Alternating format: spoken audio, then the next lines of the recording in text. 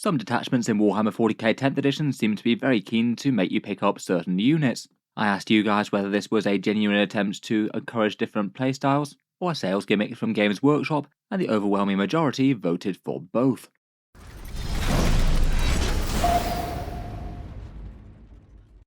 Hello and welcome back to Warspecs Tactics, where today I thought I'd just do a quick follow-up video to a video I made a few weeks back, talking about one irritation that I had with 40k detachments. I decided to follow that up with a previously mentioned channel poll and get a few of your guys' opinions on it. For this one I wanted to focus on the idea of game rules per sales, and in particular the impact that detachments and sort of arbitrary restrictions with army building have on what miniatures people wind up picking up. Obviously Games Workshop is a company that both makes miniatures and the rules to play them with, so the rules that they have to play them with will definitely have at least some impact on what miniatures people pick up on average. In general, the internet wisdom is that you should just pick up the miniatures that you like the look of, as they won't change, but rules and power levels certainly will. So I feel like rules definitely do have an impact for maybe average people who are engaging with the 40k game fairly regularly. If a model's rules are so weak that including it in the army is going to massively impact your chance to win games and things, it might just be a bit dispiriting if you're collecting a faction that's already fairly weak on the table already. I don't think many people wouldn't expect that Games Workshop aren't going to try and encourage people to buy as many miniatures as possible. It is what their entire company is about. And for this video I didn't want to focus on individual model prices or anything like that. I feel like that's kind of a separate issue, and basically Games Workshop just charging what they can get away with that people will actually pay, before it gets into the point of diminishing returns where extra costs just adds up to less sales.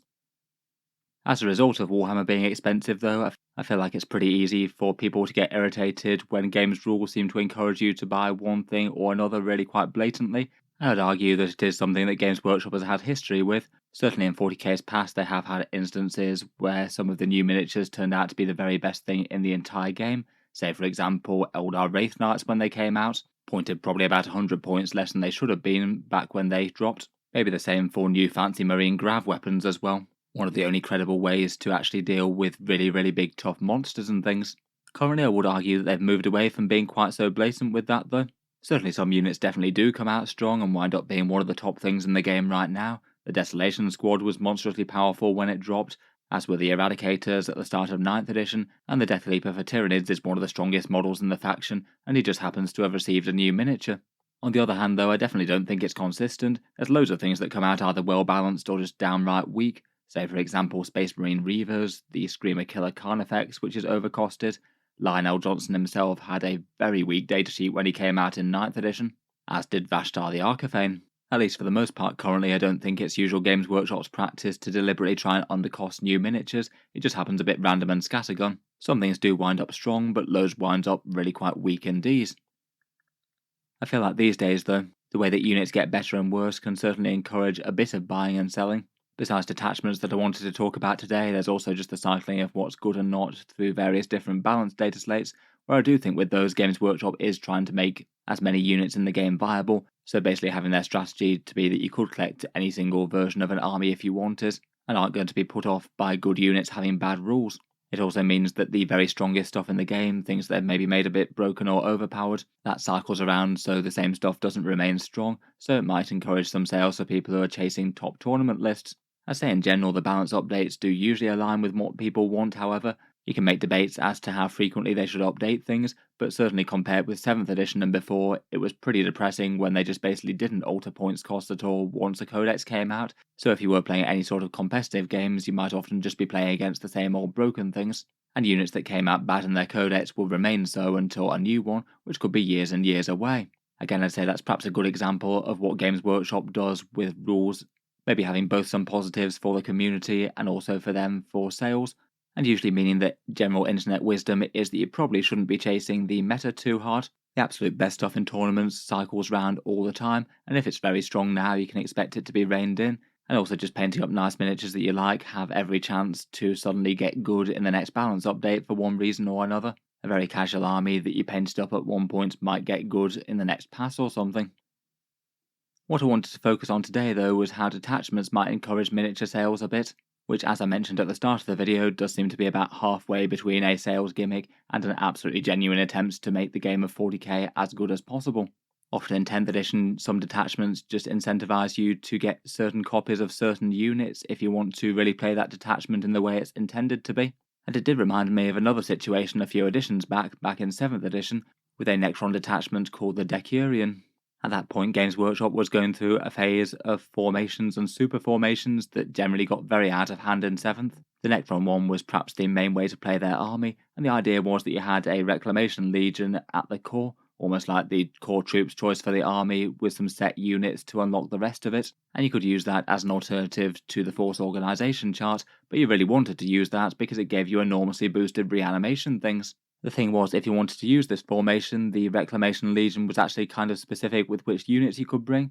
There was a fair bit of flexibility between different supporting things, but if you wanted to have the heart of it, you'd need 1 unit of Immortals, 2 units of Necron Warriors, and 1 unit of Tomb Blades, which were kind of notable. I feel like the Warriors and the Immortals perhaps aren't too surprising, given that they're the Necron troops choices, and now they're the Necron battle line choices following that. But Tomb Blades were perhaps a bit of a weird inclusion in that. I guess basically the Necron warriors on bikes, but miniatures that maybe weren't enormously popular, perhaps due to just being a little bit weird in appearance. Lots of Necron players definitely do have them, but not everyone does. In the Decurion detachment, they had a limit of 1 to 3, so you had to have at least 1 to unlock this formation. It seemed that the outcome of that was basically that Tomb Blades just sold out really quite quickly at the time. Maybe not too surprising, given that they went from being a fairly optional choice for some fast attack if you wanted it, to going to absolutely mandatory to run the strongest way of playing Necrons, and also the one with the most fun rules associated. In any case, that's one historic example. Obviously now we're in detachments in 10th edition, which absolutely I would say have been done a lot better than the ones from 7th edition and before. A fairly split vote on the poll, I think, indicates that people generally think that it will actually improve the game to some extent to have different armies to be pushed in different ways and really try and open up different playstyles, but doing that will also open things up to Games Workshop selling a few more models as people try and build into those playstyles, no doubt picking up some miniatures they might not have otherwise gone out to buy if they wanted to do so. It definitely makes sense from their point of view if they can both make the game more interesting and get people talking about things positively in different ways that you can play each army without jeopardizing their goal of selling more miniatures to us. For the 10th edition detachments, it's kind of a bit nuanced now we've seen the examples from a fair few codexes. Their design philosophy seems to be that basically any detachment can have just about any unit in, barring a few exceptions like some specific Space Marine chapter ones. And again, besides those specific chapter ones, things aren't really limited by paint scheme in any way, so you're not just playing, say, Novok Necrons or Bealtan Eldar. So no matter how you've painted the army, you will be able to use the rules, which I think is broadly a positive thing, even if you do lose a little bit of flavour with, say, tailoring rules to be Ultramarine rules, etc. Then, out of each codex, they'll have at least 1 generalist detachment, which will be things like Gladius, Invasion Fleet, Rad Cohort, or Awakened Dynasty, the index ones basically. All of these have some general purpose detachment rules that tend to be usable for the majority of units in the index or codex, but aren't going to give you quite as much tailored support as one of the unit-specific detachments does. Then beyond that, you have the specialist detachments. These seem broadly themed to try and reward people who've built various different types of SKU list, whether it's say armies that have tended to build all vehicles, or maybe some other sub-themes within the army like Cult Mechanicus, Canoptech units, or Destroyer units. The detachment rule is sometimes keyword locked, but not always. It might be a general purpose one, but then at least some rules in the detachment like stratagems or enhancements just tend to favour some really specific units within the codex, and access to more powerful stratagems and options tend to make those units stronger, at least compared within other places. When they're working well, I guess it encourages armies that skew to a greater or lesser extent towards those playstyles within the army. It'd be kind of weird if you took the Canoptech Court Necrons and didn't take any Cryptex or Canoptech Creations, or the same for Space Marines Ironstorm and you didn't run any tanks or vehicles. So far as these go, at least for Space Marines and Tyranids, I'd argue that things have been going okay. Marines, I'd argue, have around about 3 or 4 of their detachments that are competitively viable. Certainly Gladius, Ironstorm, and Vanguard Spearhead. Firestorm's alright, but maybe a little bit niche in which units it can take, and Stormlance is good, though specifically for Space Wolves. Tyranids seem to have 3 to 4 that are genuinely quite strong. The Vanguard Onslaught, Invasion Fleet, and the Synaptic Nexus all have rules that might draw you to play them quite convincingly. The Unending Swarm seems to have some good success, though is a bit more niche. Assimilation and Crusher Stampede don't seem to be doing quite so well for their own different reasons. In all honesty, having about half the sub-factions being genuinely quite interesting is a big step up compared with 8th and 9th edition, Often in those editions there was just one clearly strong choice that did much better than the rest, whether it was things like Bloody Rose Sisters, or orcs just tending to play goths. In general, from a gameplay perspective, I think they're actually doing really quite well to make different versions of an army interesting, but it definitely does feel that some of these detachments really try and push you some new models that you might not already have in your collection.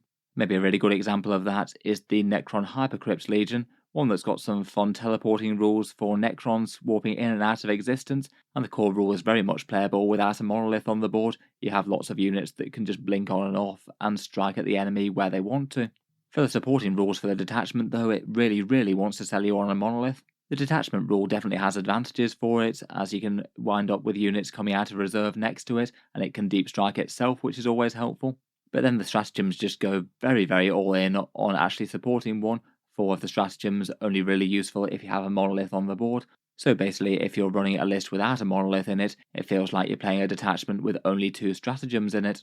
Monoliths are really cool miniatures, I think, really iconic Necron space pyramids, and a pretty awesome centerpiece to a collection, though they're certainly not a miniature that all Necron players have. They cost really quite a lot, at the same sort of price as a big knight, £110 or $185 at time of recording.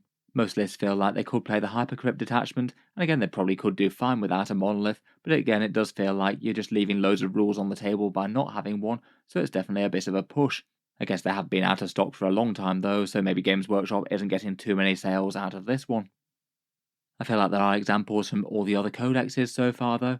Tyranid's Unending Swarm probably means that you need like 120 to 140 Endless Multitudes models if you're playing a 2000 point army list. Otherwise you're probably just not taking enough to make advantage of their various different boosts, and you probably would have been better off with Invasion Fleet helping out all your models.